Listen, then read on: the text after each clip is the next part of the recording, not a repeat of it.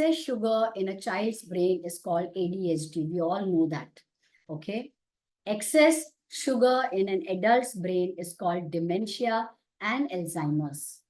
This is what we have been working on. Okay. Excess sugar in your eyes is called glaucoma. Excess sugar in teeth, of course, we know is cavities. Excess sugar on skin is called wrinkles. Yes. So you want to look young and beautiful and less wrinkles and you want to age beautifully. Please, the sugar is the biggest culprit. I'm going to talk about it. Excess sugar in your sleep is called insomnia. Excess sugar in blood, we all know, is called diabetes. Too much sugar in the system is cancer.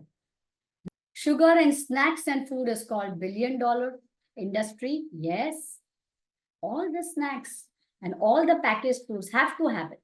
Increasing sugars in society, yes, is high profits for the pharma companies. That's the truth. Today, you know, you go for dinner and after that, you just want to have a dessert. It's compulsory. Okay. You want to, however tasty food you have eaten, you want to have a dessert.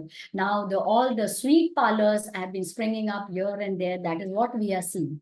Okay. So whatever, if suppose you have eaten some very healthy foods or something, it goes down the drain after eating your desserts. Sugar is 8 times more addictive than cocaine. Okay, we all know this. So you must have seen when we tell our patients that you have to be, when they come in a very serious condition, we tell them that you have to be off sugars. It is very, not easy for them. The cravings that they get because of that. So slowly, we have to balance their energies. The other therapy that goes very well with your nutritional healing therapy is Sujok. So when Sujok is combined with your nutrition, you can see excellent results happening, excellent results.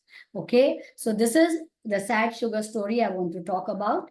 And then you just see, it lays the foundation of your end game.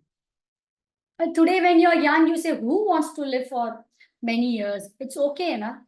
But it is not okay when you get the serious health illnesses. Then you feel, no, it's not okay.